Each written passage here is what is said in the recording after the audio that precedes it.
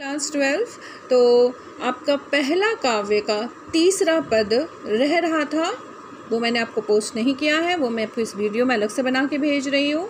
और पहले काव्य का दो पद जो है वो मैंने भेज दिया और दूसरे काव्य के भी 2 पद मैंने आपको भेज दिए। तो ये काव्य का पद रह रहा था तीसरा, इसे मैं साइड में लिख देती हूँ तीसरा, आपके भी ध्यान में आ जाए, ठीक है। और फोटोज़ मैंने भेज दिए, आप अपनी कॉपी में लिख लीजिएगा। चलिए अब आपको मैं इसके अर्थ समझा देती हूँ। भूपति मरण प्रेम पनु राखी। भूपति किसे कहा गया है? राजा दशरथ को। वो मरने से पहले उन्होंने अपने प्रेम का जो प्रण है रखा था, मतलब एक वादा किया था अपनी पत्नी से, उसका मान रखा। उसने प्रेम के प्रण को निभाकर ही अपना प्राण दिया। मतलब उस राजा दशरथ ने अपने प्रेम को निभाया। जननी कुमति जगतु सबु साखी। और जननी जो है माँ को क्या कही, उनकी कुमति यानी कुचक्र का तो पूरा जगत जो है वो साक्षी है। देखी ना जाही विकल महतारी, मुझसे देखा नहीं जाता। जो माएँ हैं वो विकल हो गई हैं, जैसे कौशल्या माँ विकल हो गई हैं, और भी जो माएँ हैं जो राम जी को अपना पुत्र समान समझती थी वो विकल हो गई हैं राम जी के वनवास जाने से। जरही दुसह जरपुर नर नारी। और जितने भी लोग हैं सब दुख को सह रहे हैं, उस दुख से जल रहे हैं। सारे नर नारी अयोध्या के उस दुख से जल रहे हैं कि श्री राम को वनवास जाना पड़ा। इसके अर्थ को देखिए। अपने प्रेम के प्रण को निभाकर महाराज का देहांत और माता की कुबुद्धि का चक्र जो है, इन सभी बातों का संसार साक्षी है। प्रेम में व्याकुल माताओं का दुख देखा नहीं जाता और अयोध्या के सभी नर नारी दुख के ताप से जल रहे हैं, जो भरत से देखा नहीं जाता। मही सकल अनरथ कर मूला, सो सुनी समूझी सहूँ कब सब सूला। मैं ही इस अनर्थ का मूल कारण हूँ, सो सुनी समूझी सहूँ सब सूला। मैं सब कुछ समझ रहा हूँ, देख रहा हूँ, और मुझे इस दुख को सहना ही पड़ेगा कि मेरे कारण श्री राम को वनवास हो गया।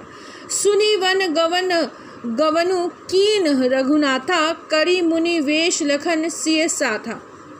किस तरह रघुनाथ जो है वो श्री लक्ष्मण के साथ और सीता के साथ साधु के वेश में बिना चप्पल पहने वनवास को चले जाते। इन सारे दुखों को मुझे देखना है और झेलना है। इन सारे अनर्थों का मूल मैं ही हूँ, यह सुन और समझ कर मैंने सारा दुख सहा है। श्री रघुनाथ जी लक्ष्मण और सीता जी के साथ मुनियों के समान वेश धारण करके बिना जूते पहने पैदल ही वन को चले गए। ठीक है। रही हूँ यही घाय, मेरे हृदय में यही घाव बना रहेगा कि उनके कारण श्री राम को जो है वनवास जाना पड़ा। बहुरी निहारी संकरु साखी, निषाद स्नेहु कुलिस कठिन उर भयो न बेहूँ। निषाद राज का प्रेम देख कर के भी मेरा हृदय फटा नहीं, ये बहुत बड़ी बात है। यह सुनकर शंकर जी साक्षी हैं, इस घाव से भी मैं जीता रह गया हूँ। तो जो घाव मुझे अपने मन में मिला है, यह सुन कर के शंकर जी जो हैं, मतलब प्रभु जो है वो साक्षी हैं कि मैं कैसे जिंदा रह गया इस घाव को लेकर। फिर निषाद राज का जो प्रेम है श्री राम के प्रति, वो मेरे प्रेम से भी ज़्यादा बढ़कर है। और यह सब देख कर के भी इस वज्र से मेरे कठोर हृदय में छेद नहीं हुआ, अर्थात मेरा जो कठोर हृदय है वो फटा नहीं।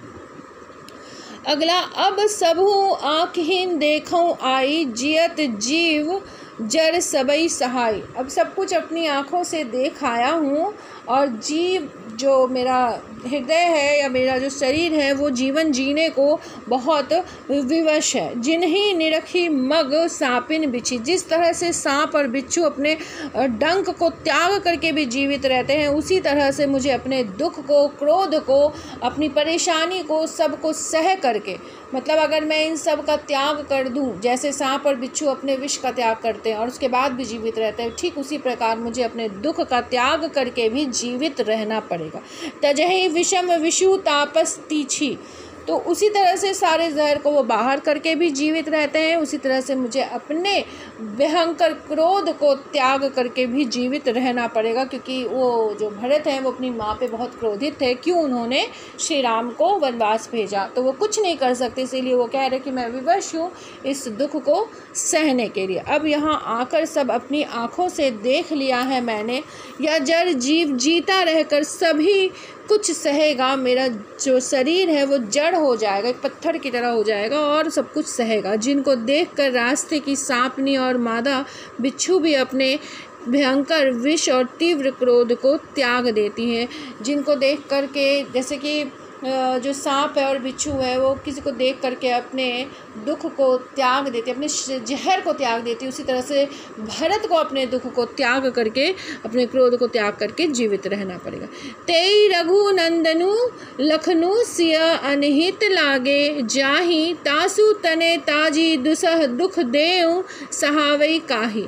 वही श्री रघुनंदन लक्ष्मण और सीता जिसको शत्रु जान पड़े हैं, यानी कि कैकेयी को, उस कैकेयी के पुत्र अर्थात मुझको छोड़ करके विधाता ऐसा दुख, असहनीय दुख और किसे देगा या और किससे सहन करवाएगा।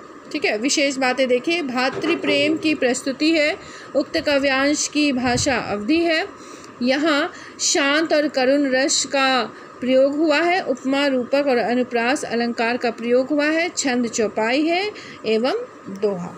ठीक है, तो ये आपका पहले काव्य का तीसरा पद था जो मैंने आपको समझा दिया, और बाकी के सारे पद भी समझा दिए गए हैं। सब आपके वीडियोज़ में अपलोडेड है, आप देख लीजिएगा और इसको लिख करके याद कीजिएगा। धन्यवाद।